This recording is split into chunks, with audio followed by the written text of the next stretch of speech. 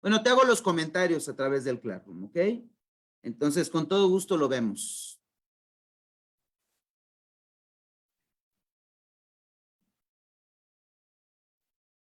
Ah, mira, fíjate, Juan, en relación, José, gracias.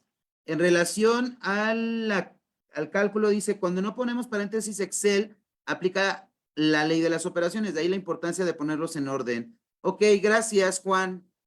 Entonces, José, yo espero que ahí tengamos cuidado con el uso sobre todo de los paréntesis para evitar contratiempos en tu cálculo, ¿de acuerdo? Bien, ya tienen, ya les mandé el material que se llama Diplomado Personas Morales, Nico 2023, ingresos.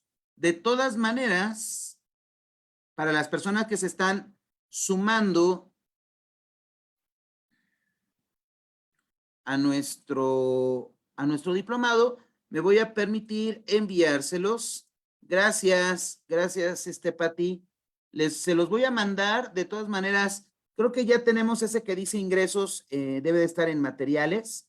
¿Estoy en lo correcto, Paco? Perfecto. Entonces,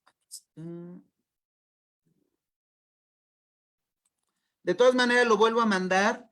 Quien quiera descargarlo, ya está en el Zoom, ya está en el área de materiales a través de GBA TV. ¿Ok? Ya lo deben de tener. Y bueno, ya está para que lo descarguen en Zoom. Quien quiera ahí descargarlo y lo guardando, yo creo que les podría ser de utilidad. Ahora, les voy a expresar que así como lo tenemos en ley, diría yo, para cumplir los objetivos plasmados en el diplomado, por supuesto que existen otros artículos, desde el artículo 5º hasta el artículo 16 en el que vamos a arrancar. Sin embargo, bueno, pues tratamos de concentrarnos en los temas que diríamos aplicables de manera general. Ahorita vamos a empezar a arrancar un tema en términos del título 2, el que acabamos de ver, el acreditamiento es aplicable a todos regímenes, inclusive a personas físicas, ¿ok? Si tú notas, el artículo 5º, que ya estuvimos leyendo, habla tanto del impuesto aplicable tanto para personas físicas como para personas morales. Al momento de no estarlos delimitando, le es aplicable a los dos e incluso a cualquier régimen, ¿vale? Entonces, si por ejemplo, yo estuviera tributando en Recico, llevar a cabo operaciones en el extranjero, excepto Refipres, porque expreso lo dispone el título en donde se contiene este régimen simplificado de confianza, podríamos determinar el impuesto conforme a ese régimen, que sabemos que es el flujo de efectivo, y tendríamos que considerar el ingreso acumulable por el dividendo o por los ingresos de fuente de riqueza en el extranjero y tener derecho al acreditamiento en México, pero conforme a la fórmula que nos corresponda al régimen al que le estamos aplicando dicho acreditamiento. Por el momento, nuestro diplomado nos indica que hay que llevar a cabo la determinación del ingreso. Bueno, primero viene la determinación del impuesto de manera anualizada en el artículo 9. Posteriormente, tendríamos que analizar el artículo 14 de los pagos provisionales, ¿ok? Pero, si ustedes me permiten, de hecho, así está tu material. Después de los temas de establecimiento permanente y de residencia, viene el análisis del artículo 9, luego vienen los pagos provisionales y tendríamos que saltarnos hasta el ingreso acumulable. Pero, ese es mi punto de vista. Yo creo que antes de analizar el pago provisional, considero de vital importancia, en primera instancia, llevar a cabo el análisis en qué momento se lleva a cabo la acumulación del ingreso para que posteriormente lo apliquemos en tanto pagos provisionales como en la declaración anual. Entonces, si ustedes me permiten, de acuerdo a su material, ahorita lo voy a mostrar, aquí lo tenemos.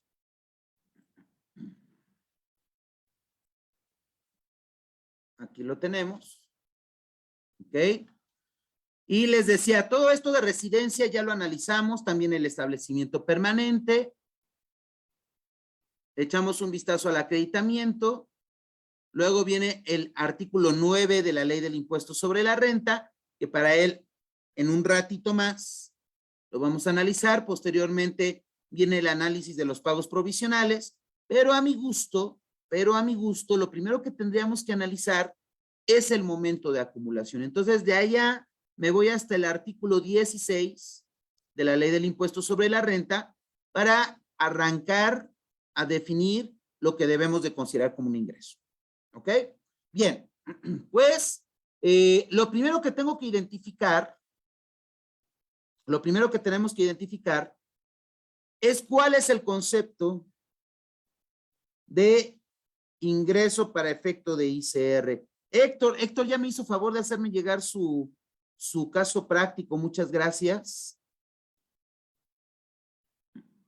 Perfecto. Ok. Y vamos a empezar a analizar el concepto de ingreso. Para este efecto, habría que buscar en la Ley del Impuesto sobre la Renta lo que debo de entender por ingreso. ¿Ok? Y para ello me voy a permitir enviarles, recuerden que no voy a hacer mención de ningún nombre, va una pregunta al Classroom. ¿Cuál es el concepto de ingreso para efectos de impuesto sobre la renta? ¿Ok? Entonces, allá va la pregunta a todos mis participantes. No hay fecha de entrega, no hay calificaciones. ¿Ok? Allá va la pregunta, porque primero quiero hacer una pequeña clasificación. Allá va mi pregunta. Me encantaría leer sus respuestas. Pero antes de ello, quisiera hacer una pequeña clasificación del ingreso. ¿Ok? Para este efecto, es importante que identifiquemos, por supuesto, el concepto, que ahorita me encantaría leer algunas de sus respuestas. Me encantaría leer algunas de sus respuestas. Entonces, de esta clasificación del ingreso, hay que identificarlo. Primero lo voy a dividir en dos grandes grupos.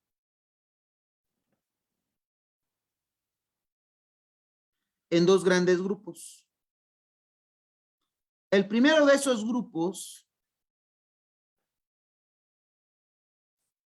es el ingreso objeto y el ingreso no objeto de ley. ¿Ok?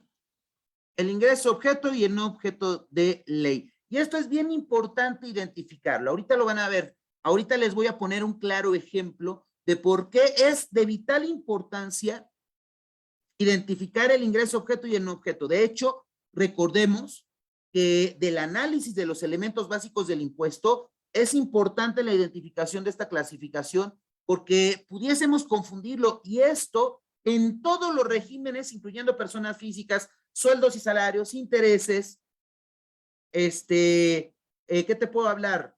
Enajenación de bienes, adquisición de bienes, premios, etcétera. Hay un amplio concepto que podemos identificar como ingresos objeto no objeto de acuerdo al análisis al régimen que estemos estudiando, ¿de acuerdo? Ahorita, por supuesto, voy a enfocar este estudio a las personas morales del título 2, ¿ok? A las personas morales del título 2, por ejemplo, si yo te preguntase, oye, el ingreso del objeto, el objeto del impuesto para personas morales del título 2 y el de personas morales del régimen simplificado de confianza, técnicamente es el mismo. Ah, entonces hay que identificar otra característica del ingreso que es el momento de acumulación, ¿ok? El objeto puede ser el mismo y los momentos pueden ser distintos. Esta es una característica, hay algunos autores que le llaman, es una característica vinculatoria de este elemento básico del impuesto. Ahora, de este ingreso objeto hay que hacer una subclasificación.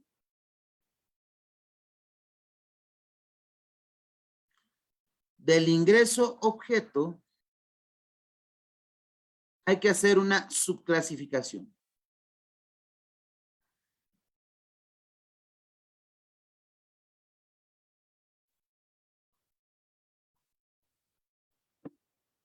Entre ingresos acumulables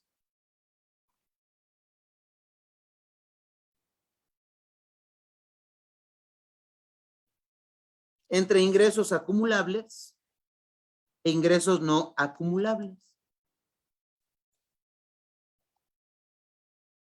De estos ingresos no acumulables, ahorita voy a mencionar uno en particular. De estos ingresos acumulables, hagamos mención, por favor, de una nueva subclasificación entre ingresos grabados y no grabados. O en pocas palabras, exentos. Entonces, una de las cosas, sí, claro, Rogelio, ¿me harías favor de compartir la clave de Classroom con Rogelio, si eres tan amable, Paco? Entonces, si pueden, hombre, Rogelio, si pueden ustedes identificar,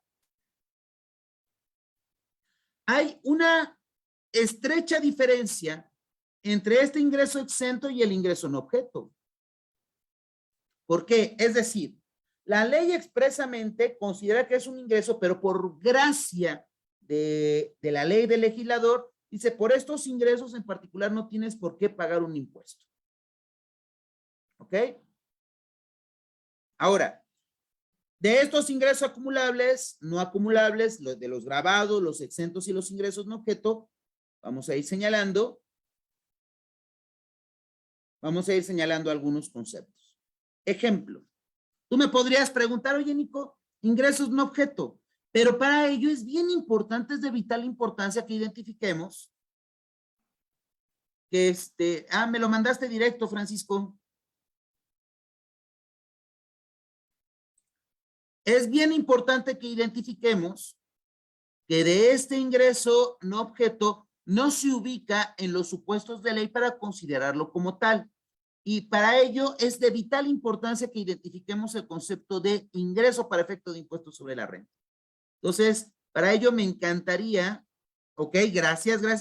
Les decía, señores, vengan sus respuestas.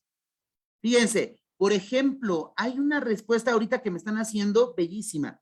Fíjense, ok, mira, Ivonne, hombre, qué chulada. Dice, la ley del ICR no es clara en esto. Sin embargo, como se maneja es todo aquello que incrementa la riqueza del contribuyente o el patrimonio positivamente. Esa respuesta me encantó, es correcta, vamos bien. Por ejemplo, me platican también, todo aquel que incrementa el patrimonio. Y déjenme decirles que efectivamente, ok, gracias, que efectivamente vamos bien con la definición y esto se puede ver claramente sobre todo nosotros los contadores tenemos la posibilidad de entender de una mejor manera por nuestras habilidades, por nuestro conocimiento técnico, de lo que debemos de entender por patrimonio, un aumento en el patrimonio del contribuyente en este caso. Entonces, fíjense, vamos a ver esto en simples test de mayor.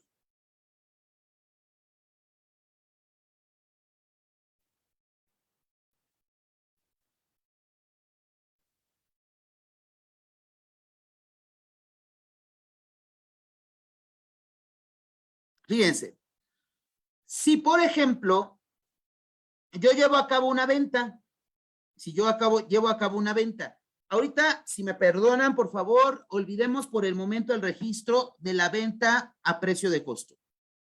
Si yo llevo a cabo una venta a precio de venta, olvidémonos también del IVA para hacerlo de manera muy sencilla, pues yo tengo que hacer un cargo a la cuenta de clientes, cuentas por cobrar, tengo que hacer un cargo, ¿vale? Bueno, aquí le voy a poner una cantidad, ¿no? 10,000 pesos. 10,000 pesos. El abono lo tengo que hacer a una cuenta de ventas, de ingresos, ¿verdad? Para efecto del estado de resultados. Para efecto del estado de resultado, me decía mi buen Lalo, y a cada rato me lo decía, resultado integral, Nico, el resultado integral, ok, el resultado integral, ok, y finalmente, cuando lo enfrentamos contra el costo, estas ventas, por supuesto, en una menor cantidad, dependiendo de tu margen, ¿verdad? Cae en la cuenta de utilidad del ejercicio, ¿verdad? Cuando enfrentamos el costo contra las ventas, dependiendo de tu margen de utilidad, cae en la utilidad del ejercicio. Y finalmente, este monto se suma al monto del capital del contribuyente o, en pocas palabras, del patrimonio. Entonces, quiere decir que efectivamente vamos bien con la definición de lo que debemos de entender por ingreso. Ah, ok. Las ventas, a través del proceso de cierre de determinación de la utilidad, terminan en el patrimonio o capital de la empresa. ¿Estamos de acuerdo? Pero este concepto, como me están haciendo favor de compartírmelo, como bien lo está comentando, me lo están comentando, efectivamente, esa es una respuesta aceptable.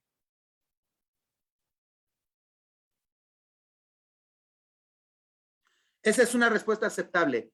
El ingreso es todo cambio positivo en el haber patrimonial. ¿Verdad? Ahora, yo les preguntaría, échenle un vistazo, por favor, en la ley del impuesto sobre la renta, quien quiere echarle un vistazo.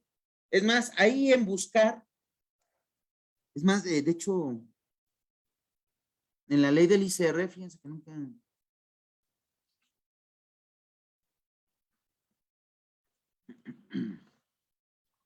Si ustedes buscan en la ley del ICR, 35 resultados en la ley del ICR, aquí lo busco en Word de manera rápida, le puse patrimonio, para ver si me buscaba o me relacionaba algo con el aumento en el haber patrimonial, y quien quiera hacerlo se va a percatar que en ninguna parte de la ley del impuesto sobre la renta me dice qué es lo que debo de entender por ingreso.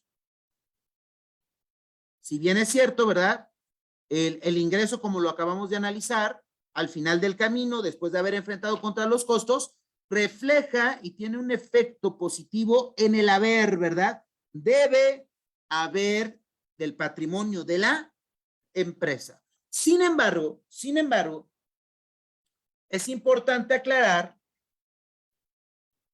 que, bueno, pues, no todo cambio positivo en el haber patrimonial se debe de considerar como un ingreso. Si cayéramos en este supuesto de un cambio positivo en el haber patrimonial, estaríamos cayendo en una generalidad amplísima y en la cual, por supuesto, de manera indebida, tendríamos la obligación de pagar un impuesto por la simple definición del concepto de ingreso.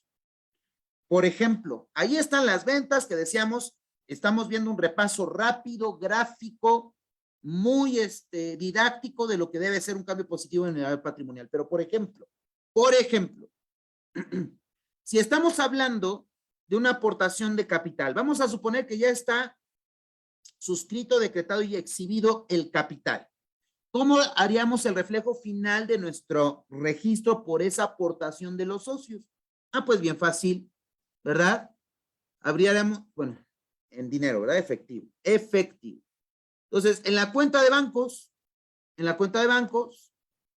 haríamos un abono a la cuenta de capital. Vamos a ponerle, ¿qué les gusta? ¿Cuánto tenemos disponible, Rogelio, en la cuenta bancaria? 10 millones de pesos, ¿no? Es para los gastos así de fin de semana. 10 millones de pesos, ¿no? Ahí está. Entonces, en lugar de irnos de vacaciones, bueno, pues hacemos una aportación al capital. Bueno, ahí está, ¿no? 10 millones de pesos. Abonado a la cuenta, bueno, hacemos el depósito en la cuenta bancaria y en la cuenta de capital reconocemos precisamente la aportación. Si estamos analizando, yo sé que fue un paso un poco más lento, la venta al final del camino, una aportación de capital está reflejado como un cambio positivo en el haber patrimonial, ¿verdad? Y algunos diríamos, entonces, bajo la definición que me han hecho favor de compartir algunos de ustedes, dirían, eso debería de pagar un impuesto. No, la ley del impuesto sobre la renta precisamente contempla como parte de esta clasificación de ingresos no acumulables no se debe considerar como parte de los ingresos esas aportaciones. De hecho, en donde debo de ubicar esas aportaciones al capital está, ándale, exacto, Rogelio, es correcto, para los chiclitos. El ingreso no objeto, las aportaciones de capital. La aportación de capital está ubicada en la ley del impuesto sobre la renta expresamente como un ingreso no objeto. No se deben de considerar ingresos porque a la luz de la definición que me acaban de hacer favor de compartir, no se deben de considerar esos como un cambio positivo en el haber patrimonial para este efecto. Ya me hicieron favor de compartir, ok.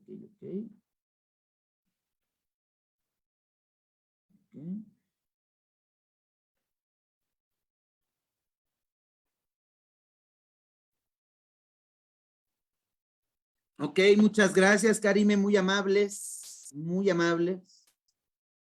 Ok, miren, ya me están haciendo favor. Gracias, Dani.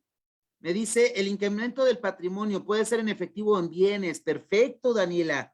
Vamos bien, vamos bien. Rogelio, el incremento del haber siempre que no sea ingresos sin establecimiento permanente, las facilidades administrativas, estímulos por parte del gobierno. Por ahí vamos, vamos bien, me están haciendo muy buenas propuestas. Correcto. Pero fíjense, hay que tener mucho cuidado porque también hay condiciones para esta consideración. Por ejemplo, ustedes recordarán que si nosotros llevamos a cabo la aportación del capital en efectivo,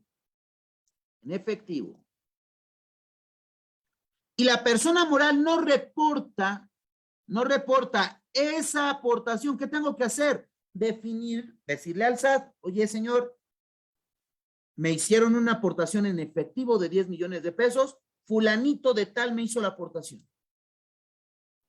Si la aportación es en efectivo, esa aportación mayor a los 600,000 pesos, fíjate lo que estoy diciendo.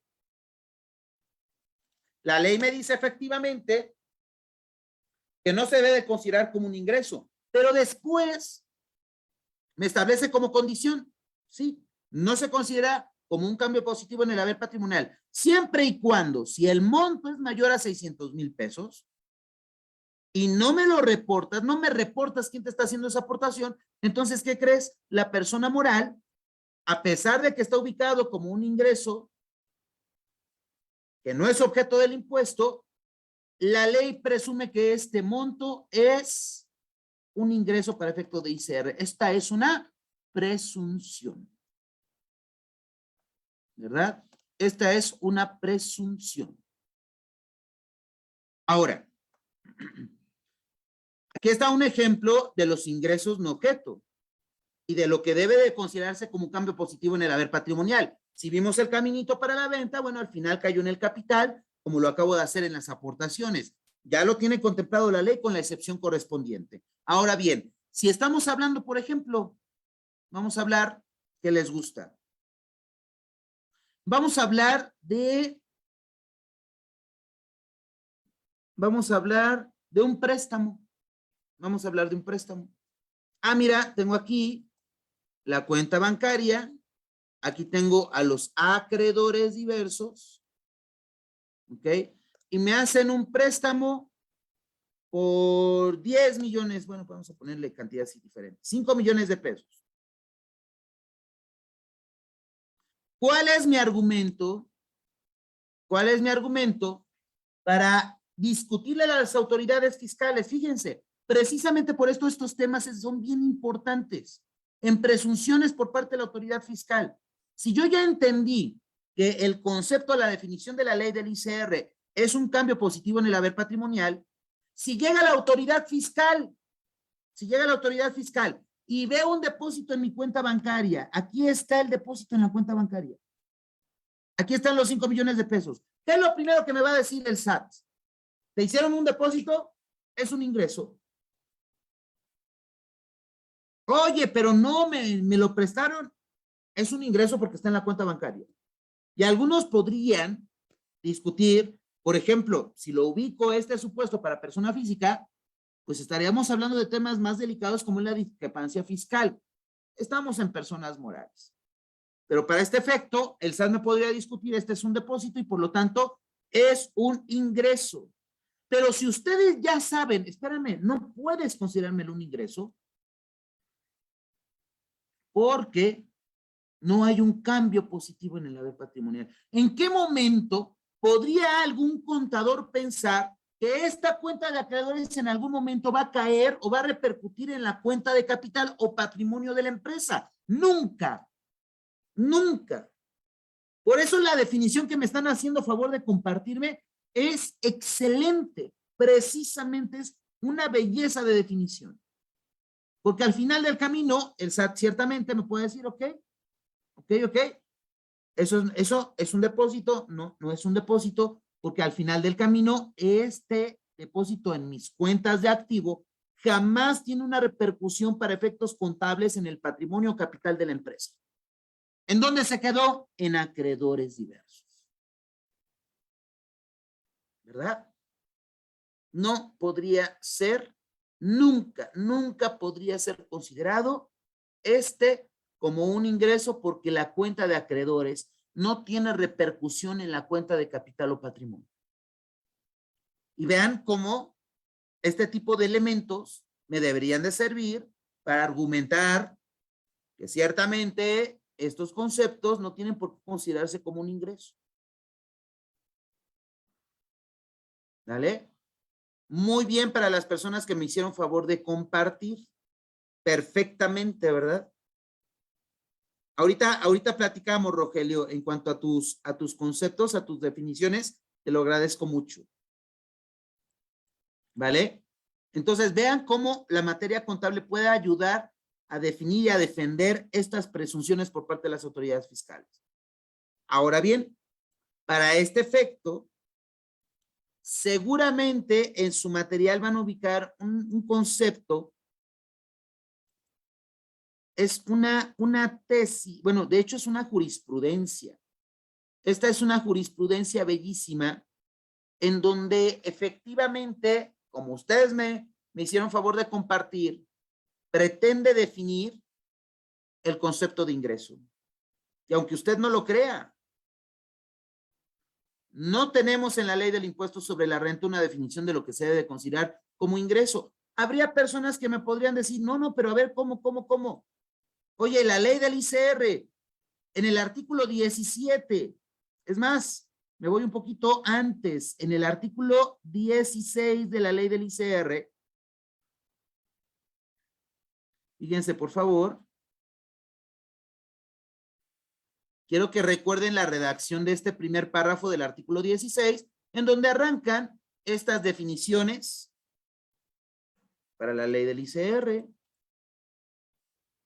Fíjense nada más cómo está redactado. Dice, las personas morales residentes en el país, incluida la asociación en participación, acumularán la totalidad de los ingresos en efectivo, en bienes, en servicio, en crédito de cualquier otro tipo que obtengan en el ejercicio, inclusive los provenientes de sus establecimientos permanentes. Acuérdate, por favor, que estamos hablando aquí de la residencia. Y algunos me podrían decir, ahí tenemos la definición del ingreso. No, si vemos el primer enunciado, tenemos la forma en que se puede conseguir el ingreso. El ingreso se puede conseguir en efectivo, en bienes, en servicio, en crédito, pero de ninguna manera define el artículo 16 lo que debo de entender como un ingreso. La ley, y a través de esta jurisprudencia, ha tenido que buscar esta definición para lograr entender lo que perfectamente ustedes me acaban de definir. Me dice esta jurisprudencia en el primer párrafo. Vamos a hacer Paco, ¿tienes oportunidad de apoyarnos con la lectura de este enunciado para que escuchen una voz distinta? Sí, claro que sí, profesor. El primer párrafo, ¿verdad? Por favor.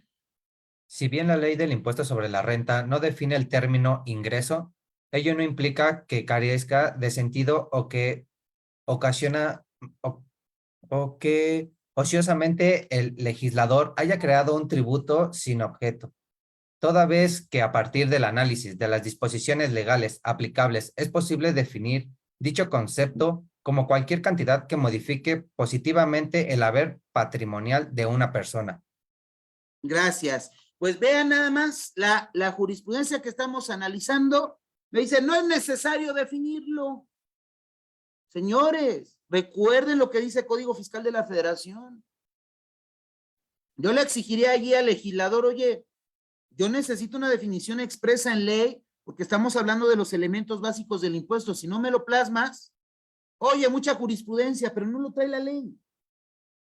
Y yo creo, si me permiten expresarlo, de repente cierta reserva del legislador para que en ningún momento el contribuyente ubique algún otro supuesto por el cual no nos ubiquemos en este caso y no tengamos que pagar un impuesto. Pero bueno, ahí tienen efectivamente lo que ustedes me hicieron favor de compartir y me queda perfectamente claro que tienen este supuesto. Sin embargo, posteriormente, esta jurisprudencia que está en tu material me establece, recuerden, ¿verdad? Que existen diversos conceptos y esta jurisprudencia me define y toca algunos de los objetos que contiene toda la ley del impuesto sobre la renta. Ahora bien, para delimitar ese concepto debe apuntarse que el ingreso puede recibirse de muchas formas, ¿sí? Ya que puede consistir en dinero. Ah, perfecto, ¿no? Llegan, me dan una lana, podría consistir en efectivo, propiedad, servicios,